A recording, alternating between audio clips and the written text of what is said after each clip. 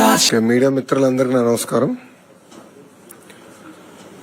పొద్దున్నుంచి గౌరవ చంద్రబాబు నాయుడు గారి ఆదేశాల మేరకు మేము రియల్ టైం నేపాల్లో జరుగుతున్న పరిస్థితులన్నీ చూస్తాం జరుగుతుంది.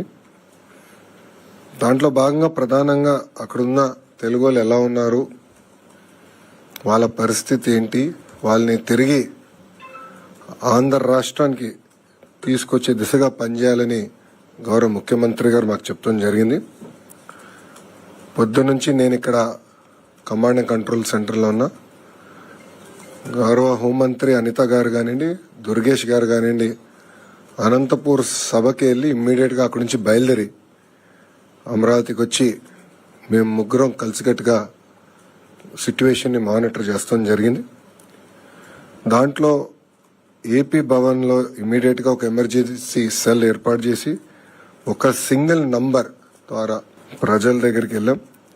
ఎవరైతే ఆ నంబర్కి ఫోన్ చేశారో ఒక ట్రాకర్ మెయింటైన్ చేసి ప్రతి 2 గంటలు ఒకసారి వాళ్ళ పరిస్థితులు ఏంటి, ఫుడ్ కానీ, వాటర్ కానీ, పవర్ కానీ ఎన్ని ఉన్నాయా లేవా, ఏమైనా చేసేది ఉందని కూడా రియల్ టైం తెలుసుకుంటాం జరిగింది. ఢిల్లీలో ఉన్న కంట్రోల్ సెంటర్లో తెలుగుదేశం పార్టీ ఎంపీ సానా సతీష్ గారు, గవర్నమెంట్కి చెందిన అర్జ శ్రీకాంత్ గారు అక్కడ కూర్చుని వాళ్ళు మొత్తం మానిటర్ చేస్తాం జరిగింది రియల్ టైం. ఇప్పటికీ మా దగ్గర ఉన్న సమాచారం మేరకు 217 మంది ఆంధ్రలో 12 లొకేషన్స్లో, అంటే హోటల్స్ కానివ్వండి లేదంటే వేరే పట్టణాల్లో కానీ 12 లొకేషన్స్లో వాళ్ళు ఉన్నారు.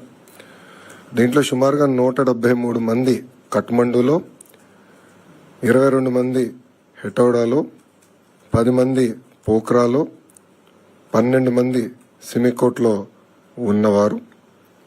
ఇది మేము టైం టు టైం మానిటర్ చేస్తున్నాం. దాంట్లో సుమారుగా 118 మంది మహిళలు ఉన్నారు, 98 మంది మగవాళ్ళు ఉన్నారు. అటు ఏపీ భవన్ కానివ్వండి, ఇక్కడ ఆంధ్ర రాష్ట్రంలో ఉన్న కమాండ్ సెంటర్ కానివ్వండి, మేము టైం టు టైం అటు ఎంబసీతో అదేవిధంగా ఇతర అధికారులతో మాట్లాడటం జరిగింది. ప్రధానంగా కఠ్మండు నుంచి రేపు ఆంధ్రల్ని తిరిగి తీసుకొచ్చేదానికి రేపు మధ్యాహ్నం ఒక ఫ్లైట్ ప్రత్యేక ఆంధ్ర రాష్ట్రం ఏర్పాటు చేసిన ఫ్లైట్ కఠ్మండూలో ల్యాండ్ అయ్యి ఆంధ్రులందరినీ అక్కడ నుంచి తీసుకొచ్చి first halt Visakhapatnam, second halt కడపలో చేస్తాం జరుగుతుంది. ఇక్కడ కానీ ఒకసారి చూస్తే కఠ్మండూతో పాటు సిమికోట్లో ఉన్న 12 మంది వాళ్ళని ఇప్పుడు నేపాల్గంజ్ ఎయిర్పోర్ట్, అంటే యూపీ బార్డర్ పక్కన ఉన్న ఎయిర్పోర్ట్కి వాళ్ళని రేపు పొద్దున తరలిస్తాం జరుగుతుంది. అక్కడ నుంచి వాళ్ళు లక్నోకి వెళ్ళి బై రోడ్ లక్నోకి వెళ్ళి అక్కడ నుంచి కమర్షియల్ ఫ్లైట్ ద్వారా తిరిగి వస్తారు. పోఖ్రాలో ఉన్న వారిని 10 మందిని రేపు పొద్దున ప్రత్యేక విమానం ద్వారా కఠ్మండూకి తీసుకొస్తాం. అక్కడి నుంచి మనం పెడుతున్న విమానం ద్వారా తిరిగి ఆంధ్ర రాష్ట్రానికి వస్తారు. ఇంకొక 22 మంది హెటౌడాలో ఎవరైతే ఉన్నారో వాళ్ళు ఈరోజు రాత్రే రాక్సాల్, ఎక్కడైతే బీహార్ బార్డర్ ఉందో అక్కడికి వెళ్తారు. వాళ్ళు బై రోడ్ వెళ్ళి అక్కడ ఆల్రెడీ మేము డిస్ట్రిక్ట్ మ్యాజిస్ట్రేట్ వాళ్ళతో మాట్లాడటం జరిగింది. వాళ్ళకి కావాల్సిన ఏర్పాట్లు కూడా, ఇమిగ్రేషన్ కానీ ఏమైనా ఏర్పాట్లు ఉంటే కూడా అధికారులతో మాట్లాడడం, అది ఏపీ భవన్ అక్కడ నుంచి సబ్సిక్వెంట్ గా వాళ్ళ ట్రావెల్ కార్యాచరణలు కూడా ఏర్పాటు చేస్తాం జరుగుతుంది. మళ్ళీ రేపు పొద్దున మేము 10ంటికి అందరం ఇక్కడ అసెంబ్లీ అవుతున్నాం రియల్ టైం గవర్నెన్స్ సెంటర్లో. రేపు 10 నుంచి కంటిన్యూస్ గా మానిటర్ చేసి ప్రతి ఆంధ్రుడు తిరిగి వచ్చే వరకు మేము అందరం పనిచేస్తాం. కేవలం విశాఖపట్నానికి, కడపకే కాదు, ప్రభుత్వం వాళ్ళని వాళ్ళ ఇంట్లో దించే బాధ్యత తీసుకుంటాను.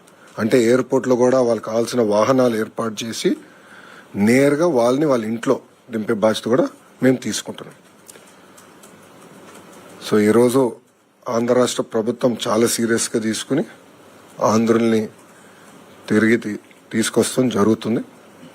ఇంకా రాత్రి కూడా ఉంటే రియల్ టైం మేము అందరం ఒక వాట్సాప్ గ్రూప్ కూడా ఏర్పాటు చేసుకున్నాం.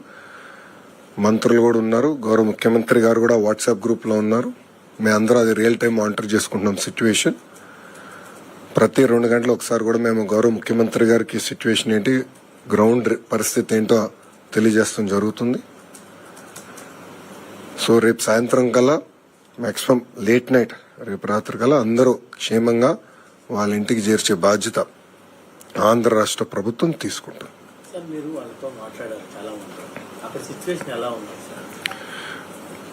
పొద్దున కొంచెం టెన్షన్గా ఉన్నారు అందరూ. ఫస్ట్ రౌండ్ మాట్లాడినప్పుడు సెకండ్ రౌండ్ మాట్లాడగల కొంచెం శాంతియుతమైన వాతావరణం నెలకొంది. ఆర్మీ వాళ్ళు కూడా వాళ్ళు చేయాల్సిన కార్యక్రమం వాళ్ళు చేస్తున్నారు. సో ఇప్పుడు ప్రశాంతంగా ఉంది అనేది వాళ్ళు చెప్పారు.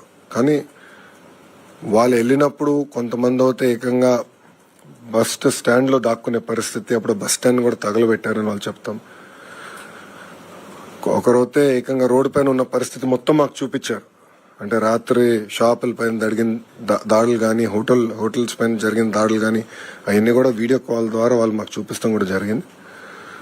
సో ఒక మాటలో చెప్పాలంటే నిజంగా అందరూ చాలా భయపడ్డారు, చాలా ప్యానిక్ అయ్యారు. ఒక పక్కన వాతావరణం కొంచెం కామ్ అవుతాం, రెండోది ఆంధ్ర రాష్ట్రం నుంచి మేము అంటే 12 గ్రూప్స్ ఉన్నాయి కనుక 12 మందితో మాట్లాడి, కోఆర్డినేటర్ ఉన్నారు కదా, కోఆర్డినేటర్తో మాట్లాడి వాళ్ళందరితో కూడా మాట్లాడి మేమున్నాం, మీకు ఏమైనా ఇబ్బంది ఉందంటే ఇమీడియట్గా మాకు ఒక ఫోన్ చేయండి, ఒక మెసేజ్ పెట్టండి, వీళ్ళు టేక్ ఇట్ అప్ సీరియస్లీ అని చెప్తాం కూడా జరిగింది. సో ఆ ప్యానిక్ రియాక్షన్ లేకుండా మేము చూసుకున్నాం. సుమన్ టీవీలో మీ పర్సనల్ అండ్ బిజినెస్ ప్రమోషన్స్ కోసం కింది నెంబర్ కి కాంటాక్ట్ చేయండి. డ్రగ్స్, గంజాయి లాంటి చెడు వ్యసనాలకు దూరంగా ఉండండి. తాత్కాలిక ఆనందం కోసం జీవితాలని నాశనం చేసుకోవద్దు. డ్రగ్స్ విక్రయాలు, దందాలు నిర్వహిస్తే 1800599696 టోల్ ఫ్రీ నంబర్ కి కాల్ చేయండి. డ్రగ్స్, గంజాయిని నిర్మూలిద్దాం, భవిష్యత్తును కాపాడదాం.